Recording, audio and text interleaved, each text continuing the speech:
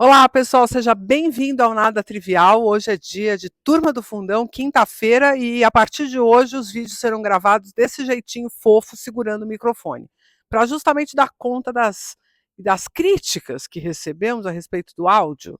A questão não é o microfone, a questão é o posicionamento do microfone. Então, a partir de hoje, não teremos mais áudios baixos nesse canal. Eu vou gritar aqui. Tá bom, desculpa, não vou gritar mais, não. Olha só, hoje na Turma do Fundão, a gente segue com a nossa série Neurociência e os pedagogos e os grandes estudiosos da pedagogia. E o escolhido para a gente debater hoje é David Paul Ausubel, um judeu nascido nos Estados Unidos, americano, que tem na sua biografia uma peculiaridade que eu acho que vocês vão gostar, que é muito semelhante à de outros pedagogos bem famosos, como é o caso de uma médica que nós vamos tratar, né, nos próximos vídeos. Vocês já sabem quem são, mas eu não vou nem falar quem é. Mas também David Ausubel é médico, ou foi médico, né? Ele é psiquiatra. Então, isso já traz aí uma visão, né, uma percepção de que esse autor vai puxar, com certeza, um pouco dessa vivência dele das ciências naturais para a sua leitura pedagógica, né? E por isso mesmo, a teoria da aprendizagem significativa de Ausubel, que é bastante conhecida nos meios pedagógicos, vai trazer muitos elementos em similaridade com o que é proposto pela neurociência aplicada à educação. Então, aqui estamos com mais um autor que vai nos ajudar a explicar a neurociência através da própria pedagogia, ok? Então, para começar, por que, que ele chama de aprendizagem significativa? Primeiro, porque ele vai considerar que o indivíduo, ainda que ele chegue numa idade muito tenra à escola ou a algum espaço, vamos dizer assim, oficial, né, de educação, ele já chega com uma bagagem. Ninguém, em momento nenhum, vem zerado, né? Chega com uma tábua rasa. Essa criança já teve experiências, já teve situações, já viveu situações, já observou adultos se comportarem, já aprendeu sobre coisas, ainda mais hoje em dia, em que eles têm acesso muito precocemente a várias fontes de informação completamente independentes do processo de educação. Então, o primeiro passo é considerar essa bagagem. Então, Ausubel trazia isso com uma força muito robusta dentro da teoria dele, né? Ele faleceu em 2008, então ele é bastante contemporâneo, ainda que tenha nascido em 1918, né?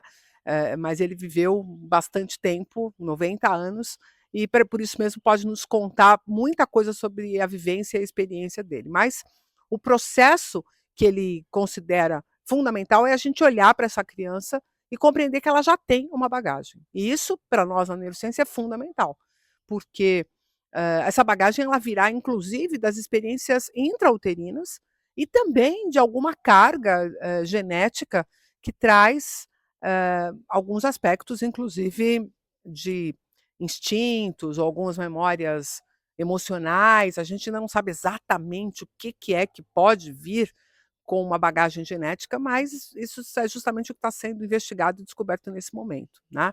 Então, a primeira coisa é olhar para a criança e entender que ela já tem uma bagagem. E nisso a neurociência concorda plenamente.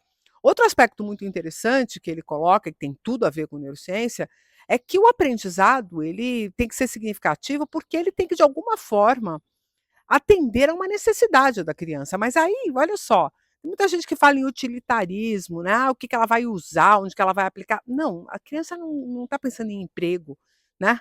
Ela não está pensando em como que ela vai ser no futuro, né? Não são essas as inquietações da, da criança. Ela tem curiosidade sobre o mundo. Então, se ela puder ter uma pergunta a respeito daquele conteúdo, é muito importante. E muitas vezes a gente pode plantar essa pergunta, né? E que é o que o Ausubel propõe. E a gente nunca inicia uma apresentação nem com contexto, nem com informação. Isso são, quem sabe, as principais aberturas que os professores fazem de conteúdos, né? Ou eles contextualizam, então contam uma história a respeito daquele conhecimento, ou eles já vêm com a informação. E ele diz nem isso nem aquilo, nem contextualize, nem traga informações. Plante uma pergunta, né? Apresente uma pergunta possível que a criança ou que o jovem compre aquela pergunta. E daí, deixe que ele tente responder essa pergunta com o que ele já tem de bagagem. para que você inclusive possa ver em que lugar que ele está, quais são os aprendizados e mais, que entre os pares eles possam trocar essas experiências. Então, tem um lá que o pai é biólogo, tem outro que a mãe hã, é designer, sei lá, tem, né, tantas experiências que a gente vive dentro de casa. Meu filho, uma vez na escola, ao ser perguntado pela professora sobre a origem dos cetáceos, né, ele contou a origem dos cetáceos que ele tinha ouvido de mim. E a professora não acreditou, desmereceu e mandou ele para a diretoria, inclusive. Mas porque ela própria não tinha a informação correta, né? Mas ser filho de uma neurocientista ou, né, de alguém que estudou tanto sobre cérebro, sobre processo evolutivo, pode dar uma bagagem para ele que as outras crianças não tinham. Então ele troca, e aí tem outro que traz um outro detalhe, outro que viveu uma experiência, que fez uma viagem, e eles podem começar a acumular, e eles vão se sentir extremamente enredados naquela conversa, porque eles estão falando de si, e a depender da idade, esse é o melhor tema que a criança gosta, né? Falar de si. Quando a gente chega e fala, como foi suas férias? Eles adoram essa pergunta, porque eles vão falar de si. E toda vez que você pergunta alguma coisa, eles podem contar uma história de si, eles adoram, né? Então, trazer o que eles têm de bagagem é fundamental. E o que que isso tem a ver com neurociência? Óbvio, porque a partir do momento que você tenta responder a alguma pergunta com a sua própria bagagem, você ativa esses circuitos, você deixa isso tudo primado, que a gente diz, né, você ativa essas redes neurais e por causa disso elas ficam todas mais, exuberantes, ficam mais fáceis de serem, trabalhadas e reconectadas com as novas informações que vão aparecer. É comum a gente quando está ouvindo sobre alguma coisa, demorar um pouco para a gente entender aquilo que a gente está ouvindo tem que contexto e faz conexão com o que dentro daquilo que a gente já sabe. Então, se eu já trago essa informação, se eu já busco, se eu já faço isso vir para cima da mesa para discussão, esses circuitos eles já ficam pré-ativados, vamos dizer assim.